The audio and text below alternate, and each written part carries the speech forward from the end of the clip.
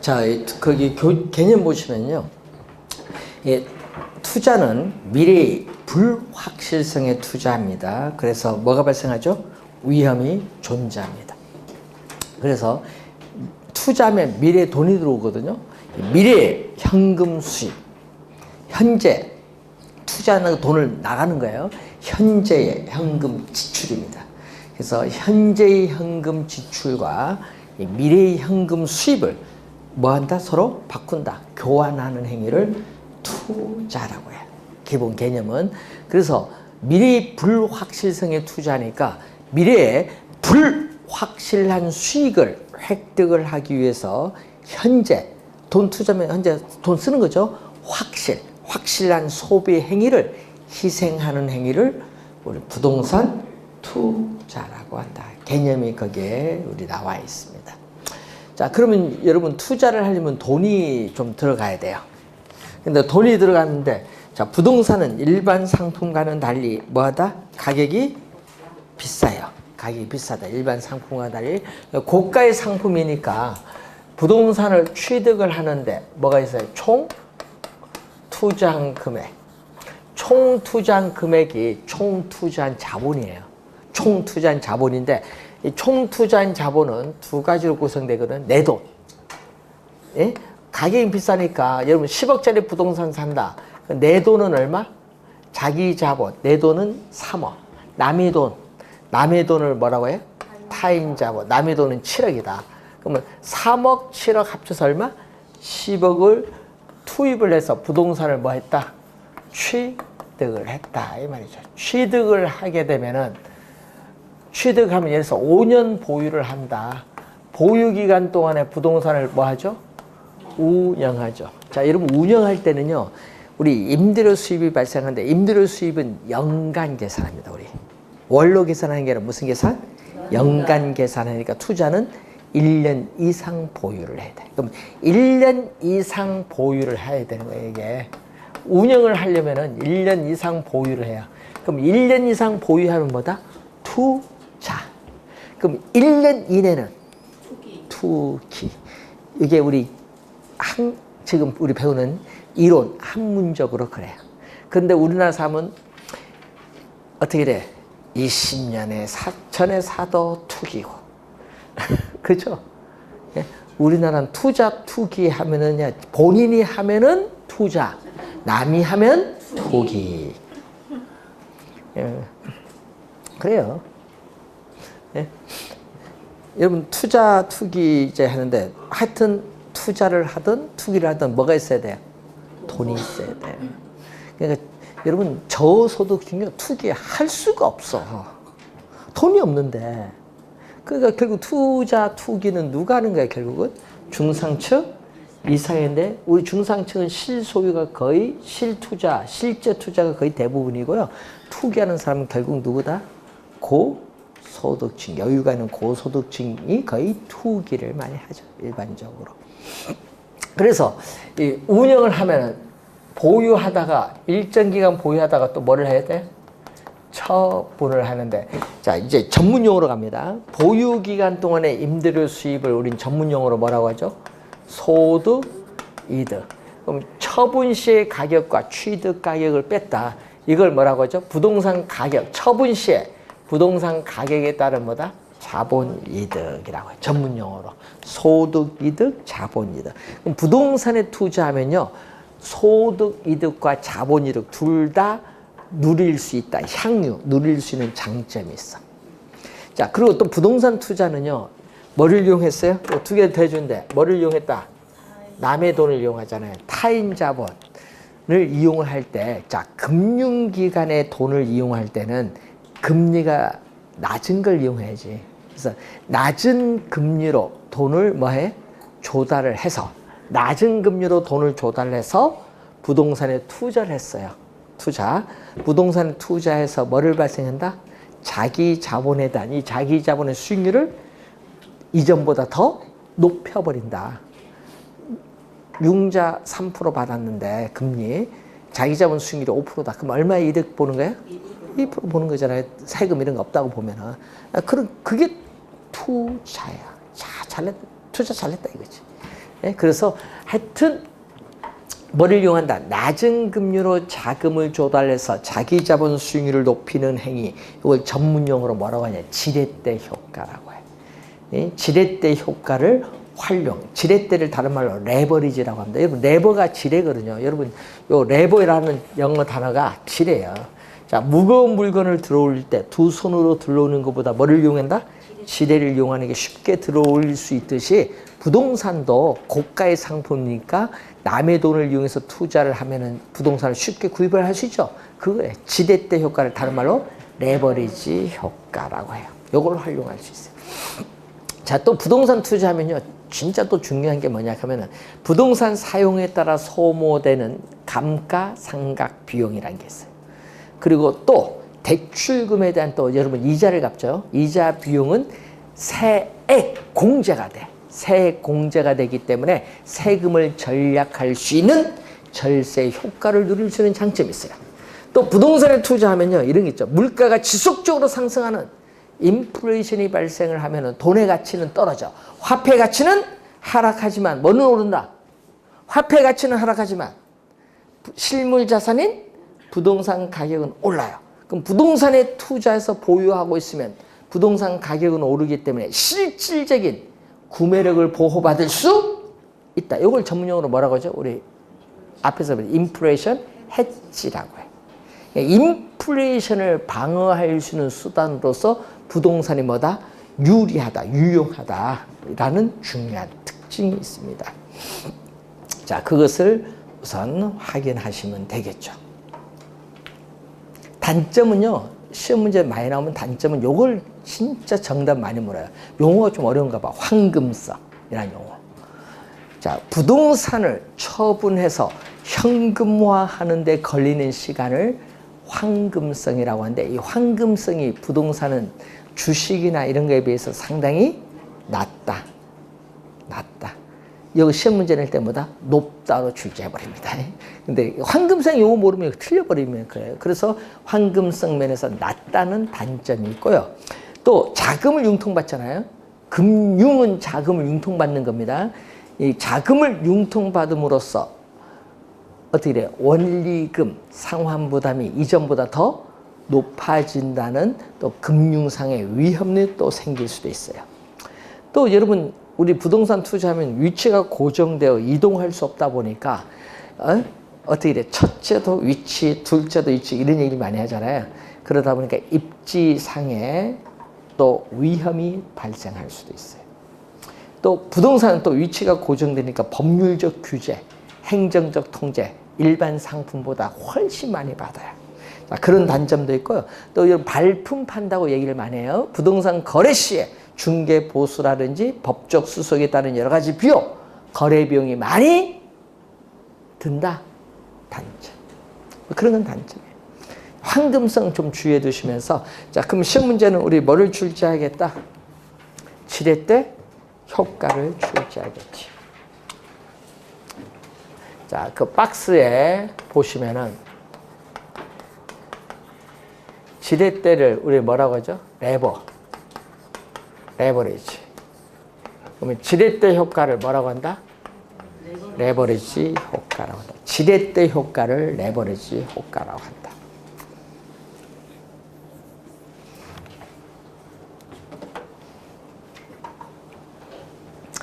자, 항상 지렛대가 발생하려면요, 남의 돈을 이용을 해야 돼. 뭐를 이용을 해야 돼? 타인 자본. 그러니까 내 돈 이용하면 안 되고 반드시 뭐를 이용해야 된다? 타인 자본을 이용해야 돼. 타인 자본. 타인 자본을 우리가 이용해서 뭐가 바뀌냐? 여러분, 요 시험 지문에도 많이 나온 용어거든요. 부채 비율이라고 해요. 부채 비율. 부채 비율은 여러분 총 투자 금액 여기죠? 여기서 남의 돈, 타인 자본 얼마 조달하냐? 여러분 총 투자 금액 중 남의 돈을 얼마 조달하냐에 따라서 내가 투자한 금액이 뭐한다? 달라지죠? 자기 자본이 달라져요. 자기 자본을 우리 뭐라고 하냐면은 자기 자본을 지분이라고, 타인 자본을 뭐라고 한다? 부채. 그럼 이것을 지분 부채로 출제했었죠. 지분 부채. 부채 비율이 남이 돈을 얼마 이용해에 따라서 내가 투자한 금액이 달라지니까 부채 비율이 달라져요. 이 부채 비율이 변화에 따라서 뭐가 달라지냐? 자기 자본 수익률. 그럼 지분을 뭐라고 한다? 지분은 자기 자본을 다른 말로 뭐라고? 지분. 지분 수익률이 달라져. 자, 시험 문제 요거 수식도 많이 냅니다. 이게 계산 문제가 아니라 말로서 냅니다. 말로서 내는데 뭐다? 분모는 자기 자본을 뭐라고 해요? 지분.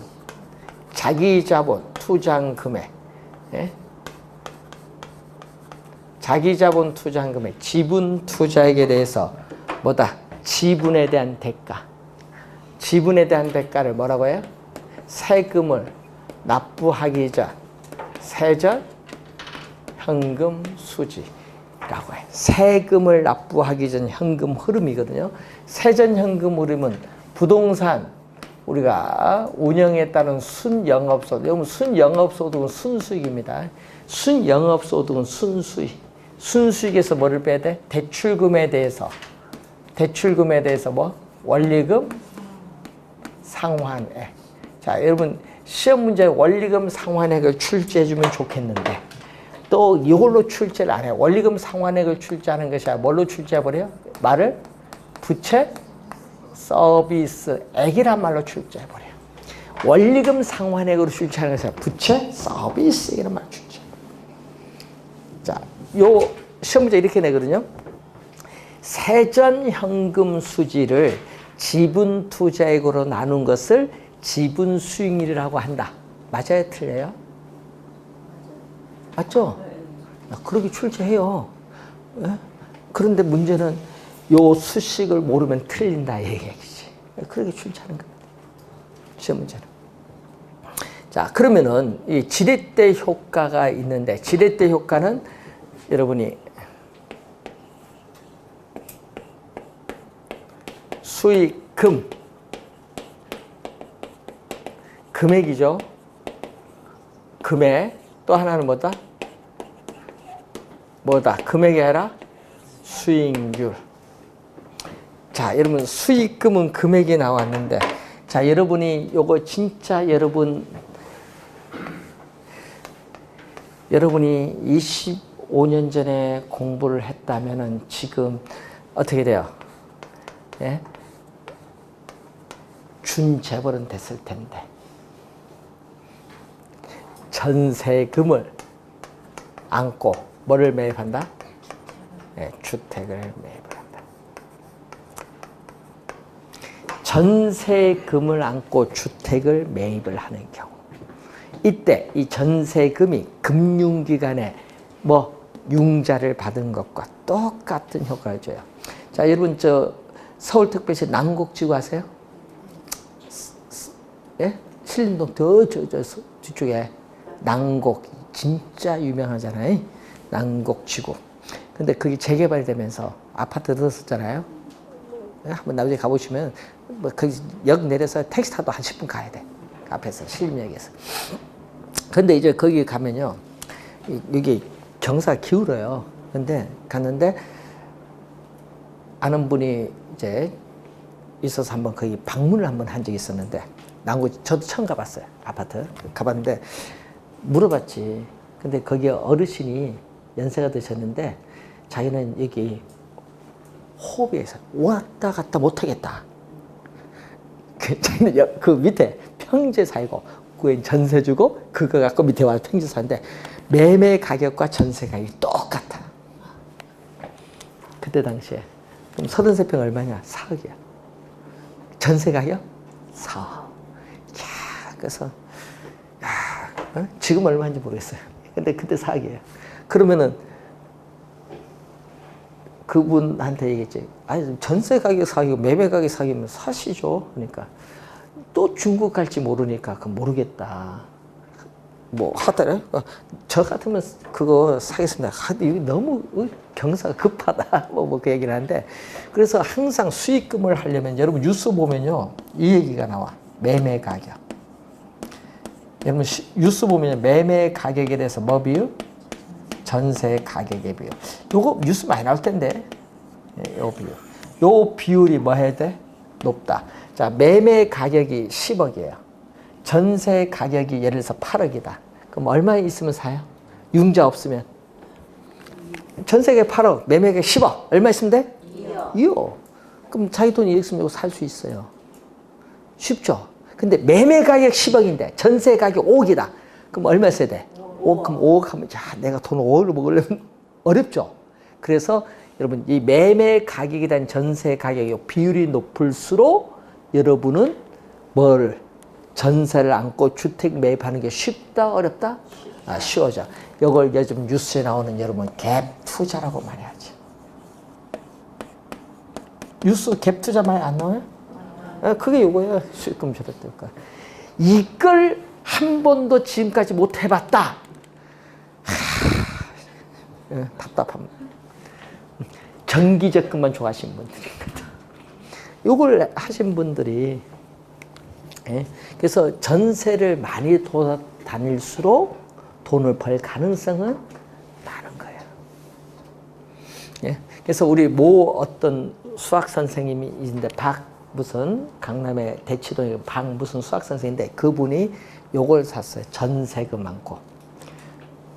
수학 선생 왜 공인중개사 공부했는지 모르지만은 지도 재미있어서 공부했겠죠. 근데 중개사 공부하면서 요거 딱 보면 요거 해야 되겠다. 그래서 이분이 그때 당시에 전세금 안고 샀어. 얼마 산 줄 알아요? 전세금 그때 당시 3억 주고 3억 5천짜리 아파트 샀어. 5천 있으네. 근데 또 그 주택을 또 담보로 또 대출 받아서 또 그 돈 갖고 또 아파트 몇 채 사는 거야 주변에. 그래서 그 사람이 보유한 아파트가 그때 당시 100몇 채였어. 그래서 날랐지. 나중에 국세청에서 뭐 투기 명단에 올라간대. 이분 따졌어. 내가 왜 투기했느냐. 투기란 거 한번 따져보자. 투기는 처분을 해야 투기지. 나 처분도 안 했는데 왜 투기냐. 싸워서 뺐어 잃어. 투기인데. 그리고 세금 내야 되니까 세금 낼 때마다 아파트 한 채씩 팔면서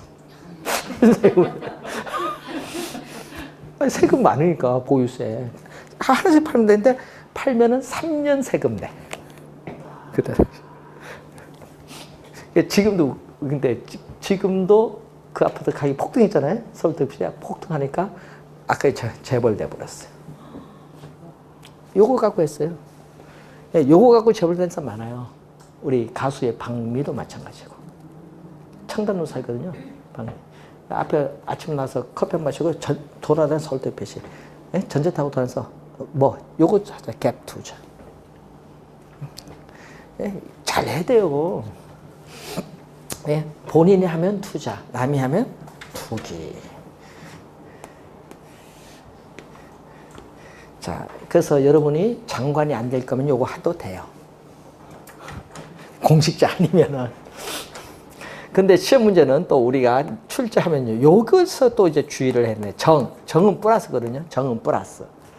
또 중립적. 부는 뭐다? 우리 외부학과 부는 뭐다? 마이너스. 정의 지렛대 효과. 중립적 지렛대 효과. 부의 지렛대 효과. 자, 올해 시험에 주의해야 되는 게 올해 레버리지 효과에서 출제가 또 예상되는 또 중요한 파트. 원래 중요합니다. 계산 문제 낼 수도 있고요. 이론 낼 수도 있고. 2년 전에는 계산 문제 냈거든요. 27, 9회는 계산 문제 냈습니다. 25회, 27회, 29회 계산 문제 지문이 나오거든요. 근데 여러분이 올해도 계산 문제 낼 수도 있고 이론 낼 수도 있어요. 그런데 주의해야 할 거는 정의 지렛대 효과는 항상 지분은 뭐죠? 아까 앞에서 배웠네. 지분은 자기자본. 자기자본에 대한 수익률이 뭐보다? 종합 수익률. 여러분 종합 수익률을 뭐라고 해요? 종합 수익률을 다른 말로 요걸로 또 많이 내야 돼. 시험 문제. 시험 문제는요. 종합 수익률보다 요걸로 많이 나와요. 지금 총 투자 수익률. 그럼 총 투자 수익률은 분모는 뭐다? 부동산을 취득을 하는데 총 투자 금액에 대해서 순 영업소득. 순 영업소득은 아까 뭐라고 했죠? 순 영업소득은 순수익. 순수익. 총수익에서 비용을 빼 순수익. 이게 총투자 수익률인 종합수익률. 그리고 시험 문제 또 주의를 하니까 저당 수익률을 하니까 또 여기 또 용어가 어려운가 봐. 말을. 저당 수익률은 금융기관의 저당 수익률은 주택담보 뭐다? 대출금리, 대출이자율 얘기. 자, 금융기관의 저당 수익률을 다른 말로 뭐다? 대출이자율.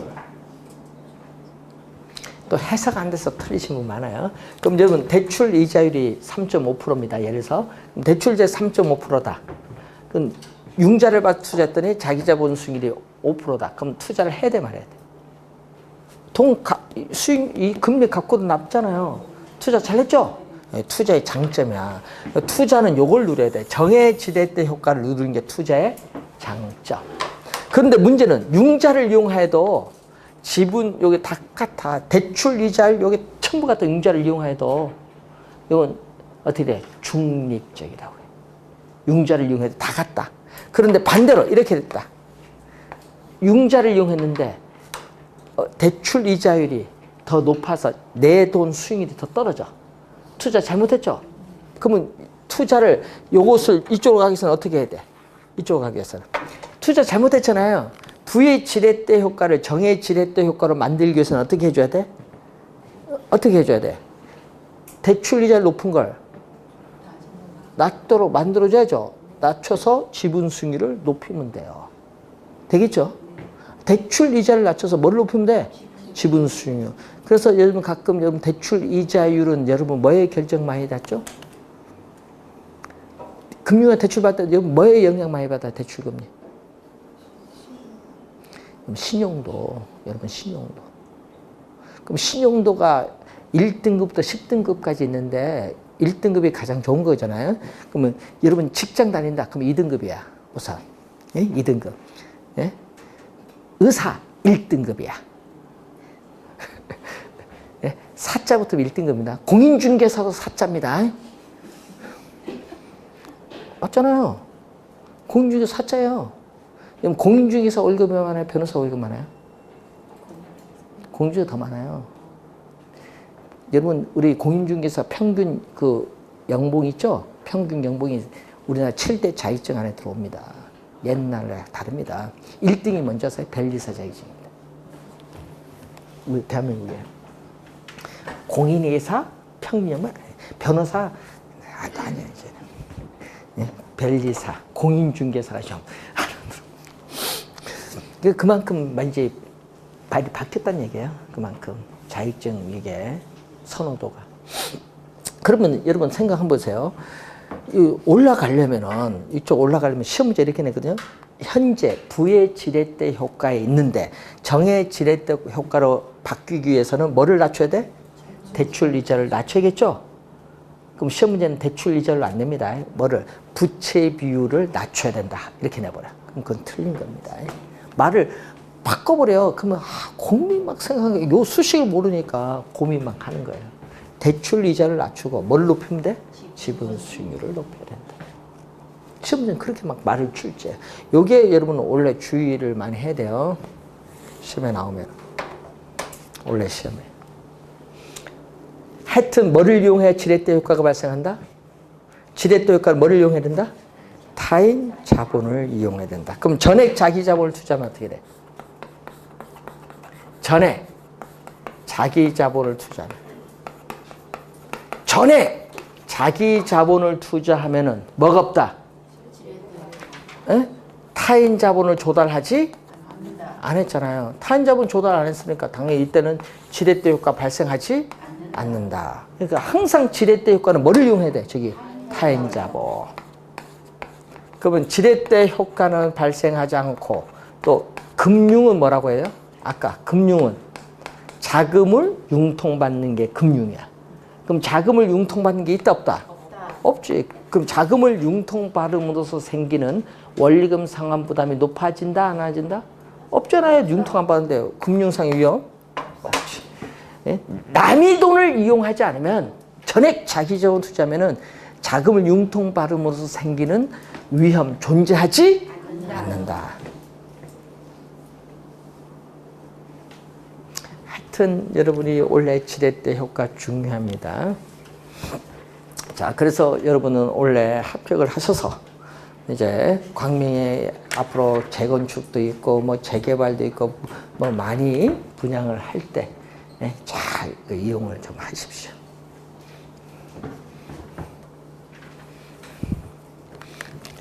하여튼 뭐든지 잘 이용을 해야 됩니다. 광명역 가면은 옛날엔 텅텅 비다가 요즘 완전히 휘황찬란하게 바뀌었더라고요. 광명역.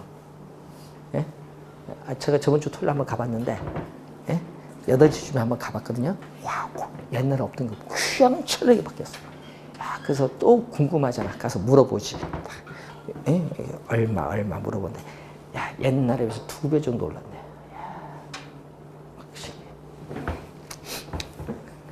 그때 당시 미분양했는데 미분양했던 거 계약금 딱 100만 원 주면 계약했던 것이 지금은 가격이 어떻게 돼? 많이 올랐더라고요. 오피스텔 카페들 많이 올랐더라고요. 그게 왜 그러냐면요. 처음에 미분양 많잖아요. 마이너스 P도 있다가 나중에 공실이 점점 줄어들면 이제 뭐가 돼? 수요가 증가하면은 가격이 오르죠. 근데 그게 아까 얘기했듯이 대출 받을 거 아니에요. 계약금 적으면 대출 금액이 많은 건데 여기거 이자율보다 2, 3년 보유해서 요 수익률이 더 높아진다. 그러면 과감히 해야지. 근데 그게 2, 3년 동안 이자를 감당할 수 있느냐 이게 중요한 거죠. 항상 이자요 감당할 수 있느냐 이걸만 생각 잘 하시면 돼요. 자, 여러분 하나은행에서 이번에 하나은행인가? KB 외환자를 뗐잖아요. 그래서 외환땡 기념으로 얼마? 정기적금 5%. 이야, 기존 금리의 2배, 2.3배야. 야, 그러니까 갑자기 사람들이 어떻게 돼? 상가도 5% 안 나오는데 갑자기 돈이 어떻게 돼? 밀려드는 거예요. 5% 주겠다 그때. 네? 며칠? 3일 판매하는데 엄청 밀려들겠지. 그만큼 투자할 곳이 마땅치 않다는 얘기인데 엄청 밀려드는 거예요. 그러니까 여러분 아까 했잖아요. 이걸 잘 따져야 돼. 그러니까 상가도 요즘에 분양 가격이 비싸니까 수익이 떨어지잖아요. 자기 자본 수익이 떨어질 거 아니야. 그래서 이제 비가 대출 받는 게 좀. 그러면 어떤 분이 나는 이런 것도 깜짝 놀랐어. 하나은행에 하는데 5% 정기적금 이자율이 5%다. 근데 대출 이자율이 얼마인 줄 아세요? 2.5%야. 주택담보 1억 받아서 정기적금 넣는 거야. 웃긴 사람들 많다니까. 아유, 2.5% 가만히 있으면 보는데. 은행 직원은 얼마까지 대출해줘요? 은행 직원은? 은행 직원은 무이자잖아요. 계약상이 0.몇 프로 하지만 거의 무이자예요. 예? 무이자 2억까지는 해줘요. 그러면 그거 갖고 어떻게 돼? 퇴직할 때까지 평생 쓸 수 있잖아. 그게 대단한 겁니다. 그러니까 아까처럼 그런 금리 높은 게 딱 투자하는 거예요. 그래서 항상 우리는 늘 투자는 요걸 봐야 돼. 그래서 시험 문제 이거 안 낼 수가 없어요. 항상 투자는 보다 지렛대 효과를 잘 이용해야 돼요. 그래서 출제는 요걸 매년 할 수밖에 없다.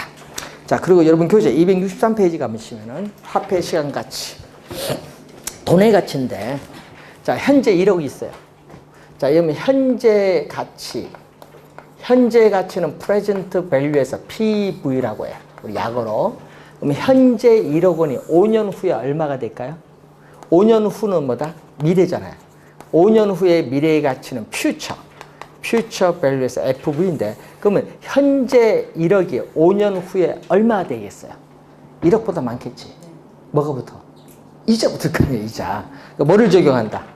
우리는 이자율을 적용해서 이자가 붙으니까 현재 1억 원은 5년 후에는 1억보다 많다 이 말입니다. 되겠죠? 그러면은 5년 후에 1억이 현재 얼마? 5년 후에 1억 원이 현재 얼마? 그럼 당연히 1억보다 적지. 적잖아요. 뭐를 적용하니까? 할인율. 할인율이 5%냐? 10%냐? 할인율을 적용하니까 5년 후에 1억 원은 현재 1억보다 작아요. 그러니까 이때 뭐를 적용한다? 할인율. 그래서 그러면 이제 말을 갑니다. 현재 1억 원과 미래 1억 원은 가치가 같다, 다르다? 어디가 비싸다?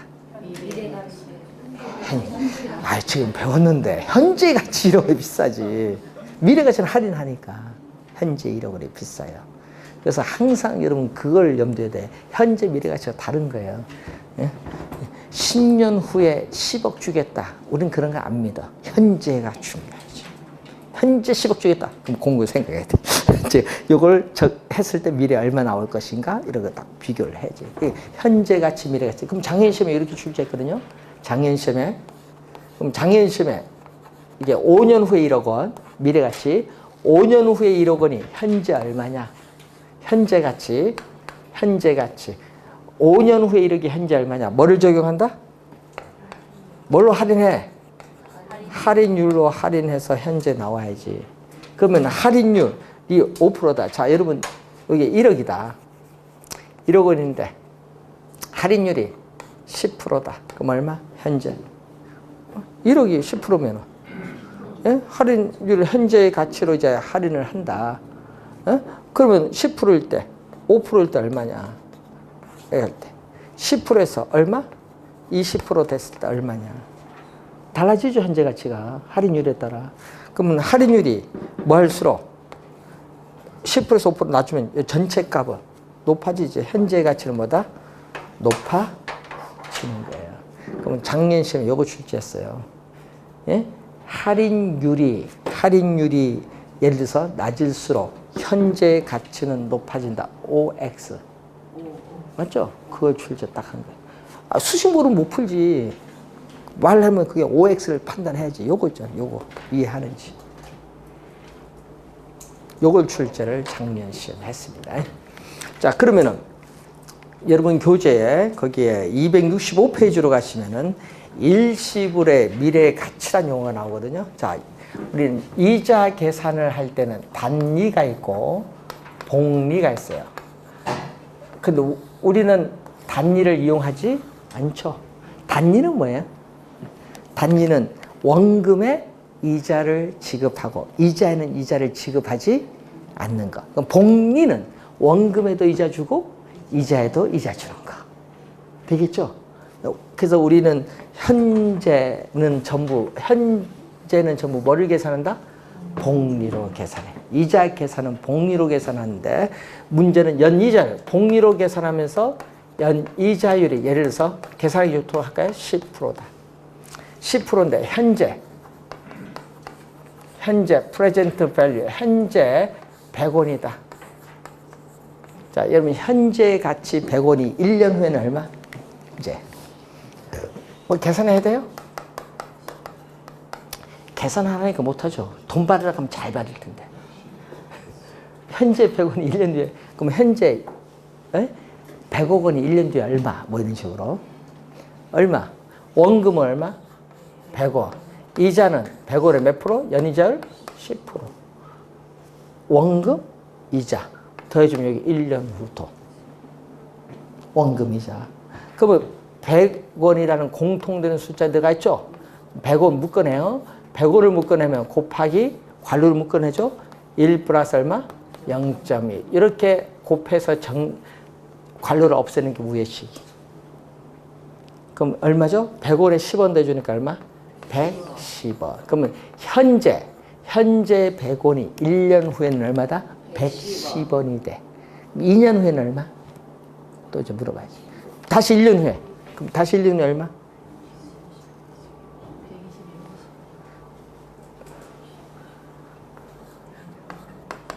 저도 모르겠어요. 아까 원금도 있지만 또 이자를 줘야 될 거 아니에요. 그러면 현재 얼마?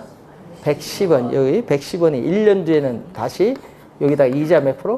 10% 더해주면 되죠. 원금 이자. 다시. 그럼 110원 공통되는 숫자를 묶어내면 얼마? 다시 1 플러스 0.1인데 여기서 110원. 110원 요거거든요. 요거를 여기에 넣어주는 거예요. 넣어주면 얼마다? 100원 곱하기 1 플러스 0.1인데 몇 개? 하나, 둘, 뭐? 제곱. 1년 후일 땐 1승, 2년 후일 땐 제곱 이렇게 나오는 거예요. 자, 이런 식으로 하면 이게 121원이 돼. 121원. 단위 계산 120원이고요. 복리는 121원이야. 그럼 이렇게 계속 가게 되면은 N년 후에는 얼마냐? 이렇게 계속 반복되면 N년 후에는 100원 곱하기 1 플러스 0.1, 10%, 0.1의 몇 승? 네, N승이 나와. 이렇게. 논리로 가면. 자, 그러면은 이때 FV는 무슨 가치? FV는 무일의 가치. 연이자율 몇 프로? R 퍼센티지. 기간은 몇 년? N년. 후의 미래 가치는? 요 100원은 무슨 가치? N년 후잖아요. 100원은 무슨 가치? 현재 가치. 100원은 현재 가치 곱하기 1 플러스 0.1은 10%. 연이자율 R. R의 몇 승? N승. 이때 요걸 뭐라고 하냐? 현재 가치 100원이 N년 후의 미래에 얼마의 가치가 되냐? 그럼 현재 100원이 N년 후에 얼마냐 이거야? 얼마냐? 현재 100원이 여기 현재 100원이에요. 현재 100원이 N년 후에 얼마가 되느냐? 100원보다 많겠죠? 이제부터니까 많겠지. 이 빨간 수식을 뭐라고 하냐면 일시불의 미래가치 계수라고 해요. 이걸 뭐라고? 일시불의 미래가치 계수. 미래가치를 뭐라고 한다? 내가. 일시불의 미래가치 계수를 뭐라고 한다? 이거 내가 계수. 일시불의 미래가치 계수를 일시불의 내가 계수라고 한다. 여기 무슨 있죠? 아까 현재 100원이 N년 후에 얼마? 이게 구해주는 개수를 뭐라고 한다? 일시분의 미래가치 개수. 그럼 말을 좀 바꿀까요? 현재 주택 가격이 3억 원인데 5년 뒤에 주택 가격이 얼마가 될 것인가? 주택 가격 상승률은 연 10%다. 그럼 1 플러스 얼마? 0.1에 5년 후니까 뭐? 5수. 1 플러스 0.1에 5수. 현재 주택가 얼마? 3억. 곱해주면 나오지. 그렇게 구하는 거예요.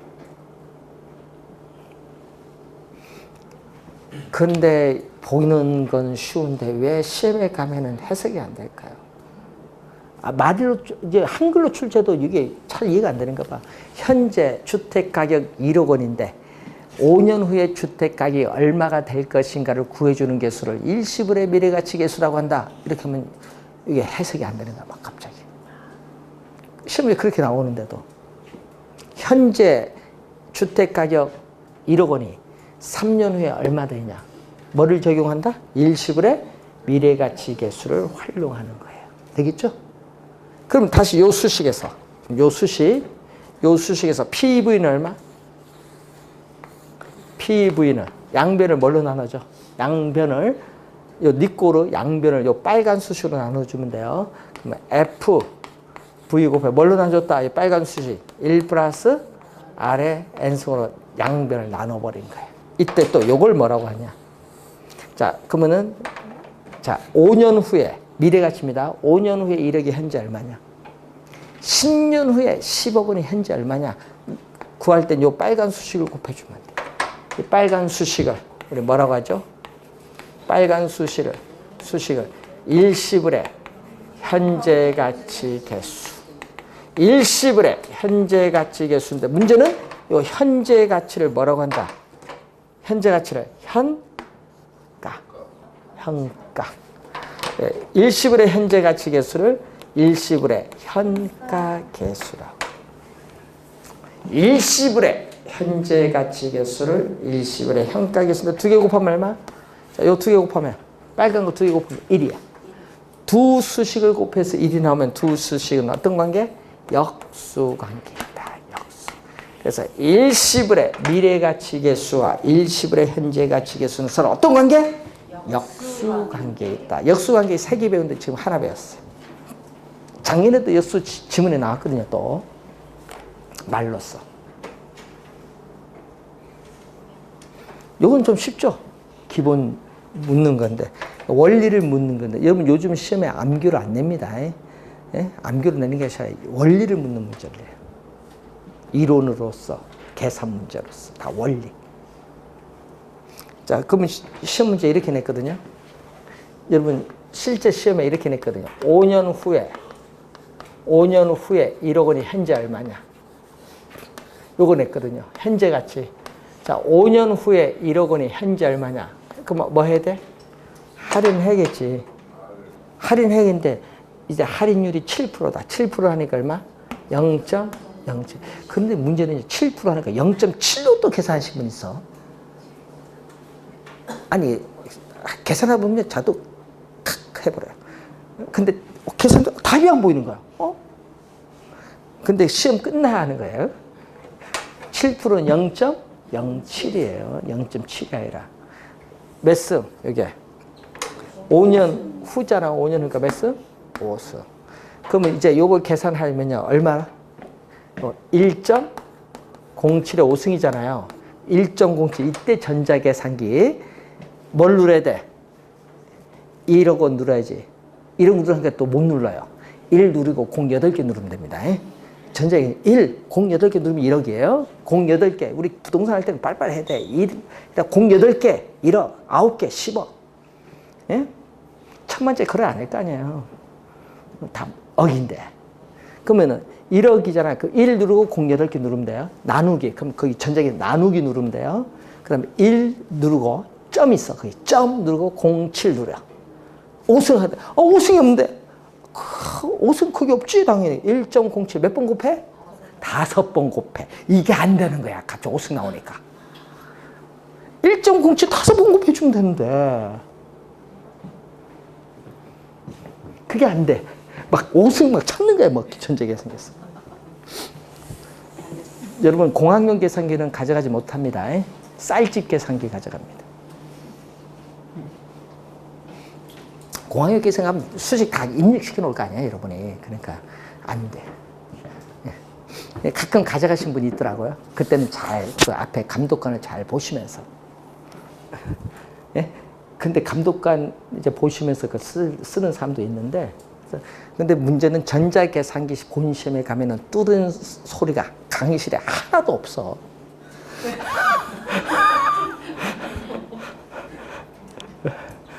그만큼 문제가 어떻게 돼? 계산 문제 풀 시간이 안 된다는 얘기예요. 응? 계산 문제 빼고 푸는데 시간 다 가버리는데 뭐. 그러니까 계산 그래서 신경 쓰지 않으셔도 되는 거예요. 그 말로 출제할 거 아니야. 우리 요즘에 이쪽에 말로서 출제합니다. 작년에도 말로서, 재작년도 말로서. 계산 문제 나오면 찍으세요. 9문제에서 11문제 나오는데 9문제 정도 나오잖아요. 작년 9문제인데 9문제 나와서 찍으세요. 예? 전부 3분을 찍든 2분을 찍든 그럼 2개, 3개는 맞을 거 아니에요. 예? 우리는 풀고 다 틀리지 말자. 안 풀고 3개는 맞자. 자, 여러분 교재 266페이지로 와서 연금. 자, 연금 가입한, 여러분 연금이 있겠네요. 국민연금. 국민연금 내신 분 있어요? 혹시 직장 다니시면서? 부부가 다 직장 다니면 다 이제 국민연금 내는데, 그 공인중개사 여러분 자격증 따서 사무실 오픈하면 국민연금 내야 돼요. 냈잖아요. 근데 그 한 번씩 경기가 어렵다. 가서 국민연금 가서 한번 울면은 1년 봐줘요. 내는 게 좀 아까운 건 아까운가 봐. 한 번씩 그거 가면 우는 사람이 있어요. 일부러 안 내려고 한 번 가서 쫙 울면은 아이고 왜 우십니까? 해서 그럼 1년 유예를 딱 던져.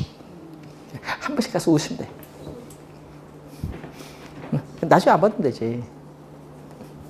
네. 그래서 요즘에 그 공인중개사분들이 연금이 또 액수가 좀 높더라고요. 예?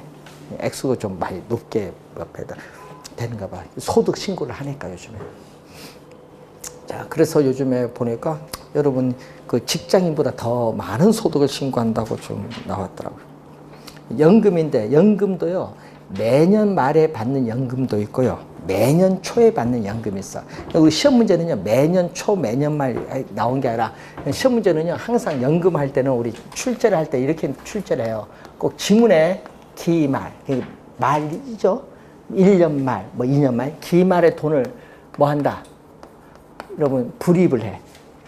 그럼 정기적금 가입했다. 그럼 정기적금 가입할 때 기말에 돈을 넣어. 1년 말에 돈 넣고 2년 말에 돈 넣고 그리고 돈 받는 것도 만기돼서 돈 받는 것도 기말에 뭐 한다? 돈 받는 것도 수령. 이걸 전제로 해. 예? 그러면 기말 불입, 기말 수령을 전제로 이제 하는데 그러니까 정기적금 가입을 하면은 기말에 돈을 넣고 또 만기됐을 때도 기말에 뭘 돈을 받는다. 자, 정기적금 한번 가입을 해보셨죠? 자, 3년 만기 정기적금 가입을 하면 어떻게 돼요? 3년 만기 됐을 때 어떻게 돈 넣자마자 만기 됐으니까 돈을 다 받죠? 그걸 구하는 게 여러분 거기 두 번째 나오는 세 번째인가? 연금의 무슨 가치? 미래의 가치. 연금의 미래 가치는 아까 정기적금 가입하는 거예요. 그러니까 3년 만기 정기적금 가입을 했을 때 3년 만기가 되었을 때 받을 수 있는 총 금액이 있죠. 돈 만기 되면 돈 나오는 게 있잖아요. 그 금액 구해주는 게 연금의 미래 가치 구하는 겁니다. 자, 그 내용을 수식을 통해서 잠시 쉬고 설명하겠습니다.